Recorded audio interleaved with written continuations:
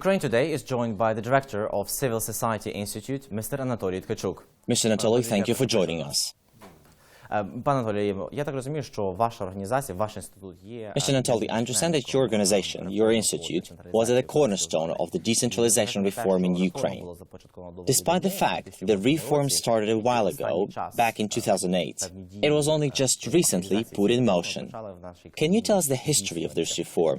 Who initiated it, and what was done earlier, and why everything had stopped until recently? І чому все загальмувалося після цього часу? Indeed, the reform was initiated in 2008. I was then Deputy Minister for Regional Development and was chairing the working groups which were preparing the reform. We developed a concept and a step-by-step plan for the reform, as well as a number of draft laws.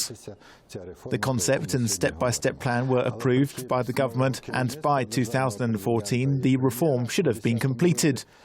But the coming into power of the new president and new government in 2010 put all of our endeavours to rest because the Azarov government cancelled all the documents which had been adopted earlier and started the reverse process, a very strong centralisation of power.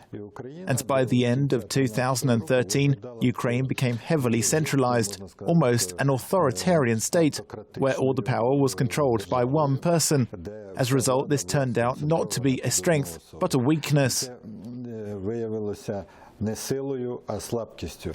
So, basically in spring of last year, when people in eastern Ukraine took to the streets of their own towns and cities, demanding more power for their regions, they should have asked this question to the very same man they had elected a few years previously, a person who basically killed this reform. 100% true. Had the government not cancelled all the documents which were adopted earlier, Ukraine would have had plenty of time and plenty of resources to go forward with this reform. Because of the very strong centralisation we had and the fact that all the resources and powers were concentrated in the hands of the president and partially in the government, no one in Ukraine was interested in the economic growth of the regions, of the communities. Because on the one hand, those regions which are attracting investments, growing their economy, the state then takes everything away, levelling the budget towards the average all-Ukrainian index. And those regions who don't do anything and have nothing, they're being subsidized to a level towards the average all-Ukrainian index. And it was a deadlock. The regions started receiving state budget costs in a manual mode. And here's what's interesting. In 2010 and 2011, Crimea received from the state budget around 1 billion hryvnia annually, with all other regions combined receiving 1,150 million hryvnia annually for the same period. Moving on to 2012 to 2013, the situation changes. The main region, receiving approximately 30% of the state budget costs for regional development, became Donbass, and partly the region of Odessa. Mr. Anatoly, I understand that during the past year the implementation of the reform has been renewed, and currently this reform is being put into motion in the country.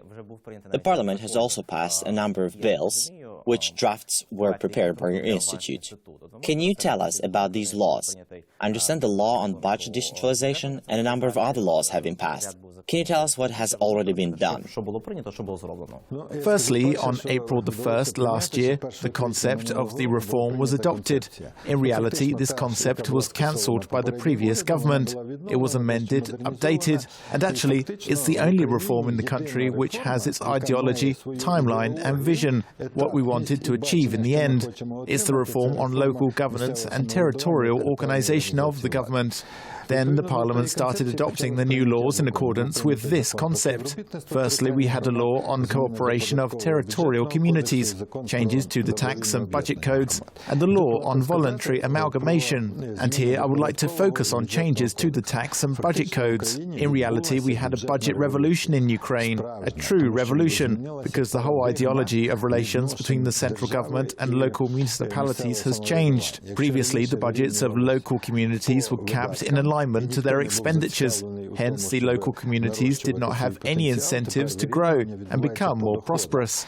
Now, the budgets of local communities are capped in alignment to their incomes, and the whole concept is very peculiar. If the local communities have a significant income, the central government does not take away all of that, and you have more than the average Ukrainian index. If the local communities do not work on increasing their income, the central government does not subsidize them up to the average Ukrainian index. They give them less, some 90% of the average Ukrainian index or so.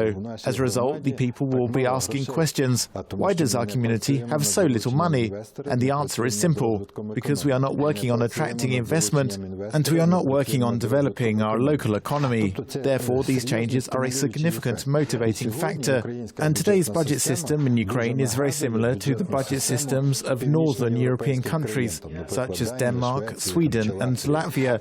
Therefore, we have made a huge step.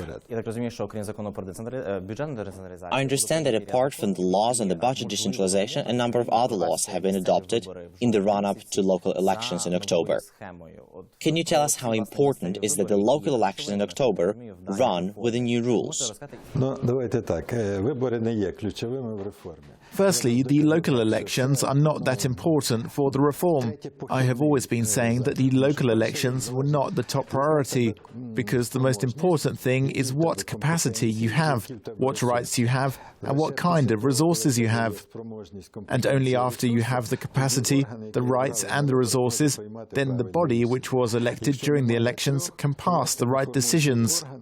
If you don't have all of the above, no matter what elections you have and who you elect, this body will not be able to influence a lot of decisions. And this is exactly what we used to have up until now. Therefore, when we are talking about the upcoming local elections, I'm not that excited about them, and even rather skeptical, because I highly doubt that the local communities will be able to amalgamate and create new territorial units before the elections, because we have very little time left.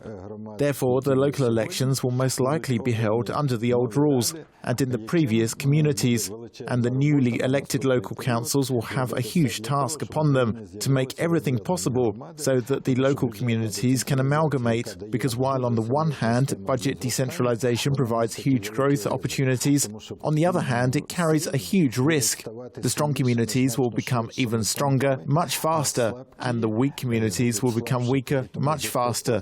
Therefore, the disproportion between the strong and weak communities will be growing. The top priority right now is the reform of local administrative divisions, so that Ukraine could receive new territorial communities, all of which will be more or less strong. Only then will we have a strong push in the local economic growth. In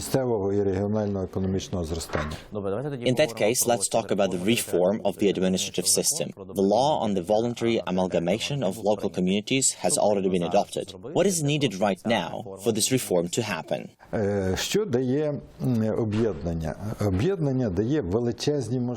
take a look at how the communities will benefit when they amalgamate. The amalgamation provides huge opportunities for the communities to grow and develop. Communities which will be able to make decisions regarding the most important services which the state has to provide for its people. For example, education. The secondary education in Ukraine is highly diversified right now. Only a small number of secondary schools and high schools, which are located in major cities, provide high-quality education. Most other schools, which are located outside of major cities, in particular in villages, provide rather poor education. This is confirmed by the graduation tests, which show that there is a constant decline in the quality of secondary education. But how can we change this? We can only change this by changing the school system across the entire country. We need to have a big number of elementary schools and kindergartens. They need to be everywhere, close to the places where people live. But secondary and high school and gymnasiums, they should be in larger towns and cities with proper commuting systems. These schools need to be big with many teachers, where there is an internal competition among both teachers and students. Then the quality of education will be higher. And this will be up to the community. This new amalgamated community will have the competence to decide schooling matters. And then it will not be up to the people sitting in the Ministry of Education in Kiev to decide, for example, to close a school with a 500 student capacity, because right now there are only 50 students in it. Yes, it's logical to close such a school, but then the question is, where should those 50 students go? In which school? They can't make proper decisions from Kiev. So such decisions should be made there, on the ground, in the community, where the parents of these children live. They should be able to decide this. Mr.